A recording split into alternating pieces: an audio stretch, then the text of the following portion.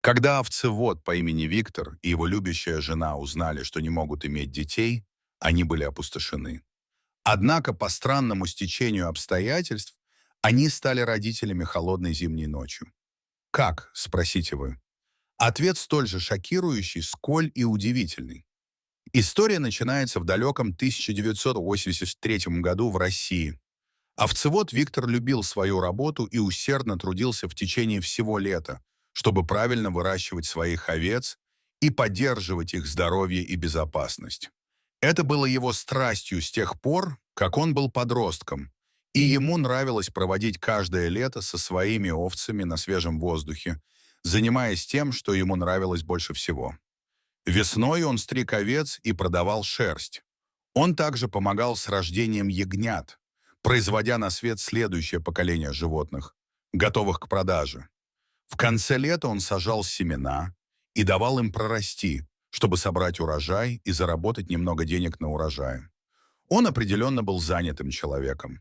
Виктор настолько хорошо справлялся со своей работой, что его овцы, казалось, наслаждались его обществом так же сильно, как он наслаждался их обществом. На самом деле не было ничего неслыханного в том, что они активно бежали навстречу ему, чтобы поприветствовать всякий раз, когда видели, что он приближается. Однако русские зимы, как известно, были холодными, и разведение овец на открытом воздухе было нецелесообразным вариантом. На самом деле могло стать так холодно, что если бы вы провели в нем слишком много времени, это было бы почти гарантировано. Итак, он провел зимние месяцы со своей любящей женой, шаря одежду, которая помогла бы им пережить сезон заморозков. И такова была жизнь Виктора. Она шла циклами, летом он разводил овец, шил зимнюю одежду и так далее, снова и снова. К счастью, ему это нравилось, и он был чрезвычайно счастлив и доволен той жизнью, которой жил. Однако в его жизни не хватало одной вещи – детей. Виктор и его жена всегда говорили о том, чтобы завести детей, однако его плотный график всегда мешал этому. Но Виктор понял, что он не будет молодым и сильным всю оставшуюся жизнь, поэтому они с женой решили, что им следует начать пытаться забеременеть. В течение нескольких месяцев они безуспешно пытались забеременеть. Однако они по-прежнему сохраняли бодрость духа и продолжали попытки. Однако по мере того, как шли месяцы, отсутствие беременности начало их угнетать. Месяцы превратились в год, а год превратился в 2 года, а по-прежнему не было никаких признаков того, что жена Виктора забеременеет. Что вам нужно помнить? Так это то, что сейчас, 1980-е годы, и медицинские технологии тогда были не так хороши, как сейчас. Не было современного оборудования, которое могло бы помочь в процессе зачатия. А ЭКО все еще находилось в зачаточном состоянии и было слишком дорогим вариантом для Виктора и его жены. Казалось, что зачать ребенка для этой любящей пары было бы невозможно. И несмотря на все их усилия, им, казалось, суждено было остаться бездетными. Эта новость сильно поразила их, и вскоре жена Виктора впала в глубокую депрессию из-за того, что не могла иметь детей. Она была в таком отчаянии и расстроена, что даже предложила Виктору развестись с ней и найти женщину, которая смогла бы родить ему ребенка, о котором он всегда так долго мечтал. Но он был верным мужем и любил свою жену больше всего на свете, поэтому остался с ней. Они справятся с этим и будут работать вместе, чтобы залечить свои разбитые сердца. И все это время Виктор оставался фермером и проводил часы, разговаривая с овцами, выплескивая свои самые сокровенные мысли и чувства и успокаивая свою душу. Ему было полезно чем-то заняться. Снова наступила зима, и она была особенно суровой. Было так холодно, как никогда за долгое время, и снег падал густо и быстро. Но все же Виктору приходилось чем-то себя занимать и присматривать за своими овцами, которые были надежно спрятаны в сарае. Он натянул свою самую теплую одежду и направился на улицу.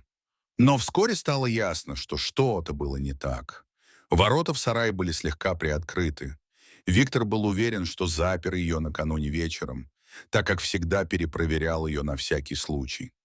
Обеспокоенный тем, что кто-то из его любимого домашнего скота сбежал, он побежал в сарай и проверил, но все овцы были там. Как странно. Тем не менее, он не придал этому значения, списав это на то, что был вымотан прошлой ночью и не проверил замок дважды. Он разложил корм для своих овец и радостно наблюдал, как они выбежали на улицу, чтобы начать есть. Но его улыбка быстро угасла, когда он заметил, что одной овцы не хватает. Быстро проведя еще один подсчет, он понял, что одно из животных, должно быть, сбежало. Итак, он выбежал за дверь, чтобы поискать ее. Оглядев весь двор, он не нашел никаких ее следов и отправился в заснеженные поля. После получаса поисков он увидел что-то под дальним деревом.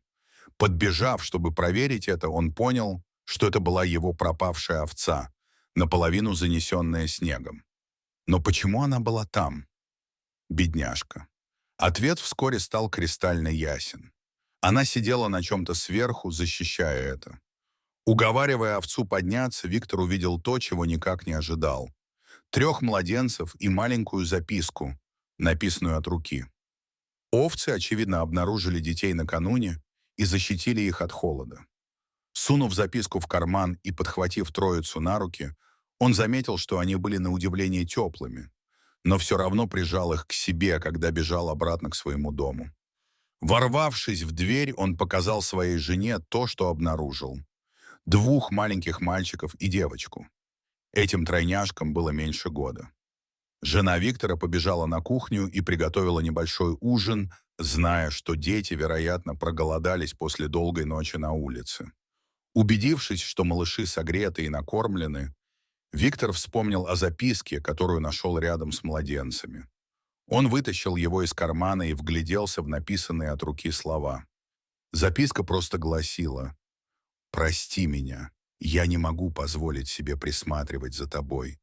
Пожалуйста, живите долго и счастливо». Виктор и его жена были шокированы тем, что они только что прочитали.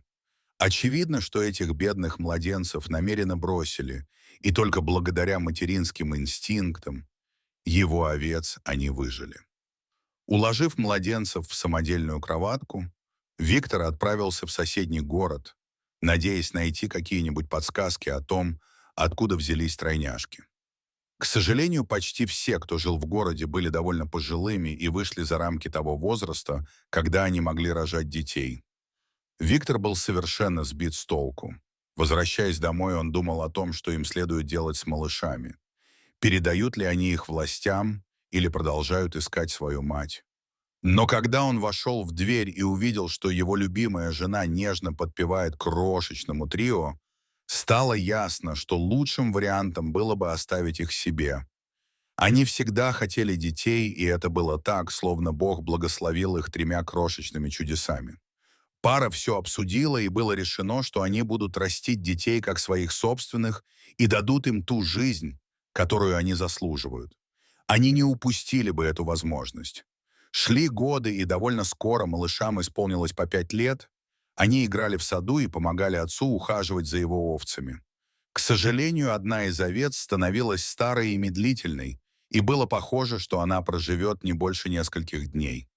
Собравшись вокруг старой овцы и поглаживая ее, тройняшки почувствовали тесную связь с ней. Они и не подозревали, что это была та самая овца, которая помогла им выжить много лет назад. Тем не менее, время овцы почти истекло, и когда дети погладили ее, она легла, положила голову на пол, закрыла глаза и мирно скончалась.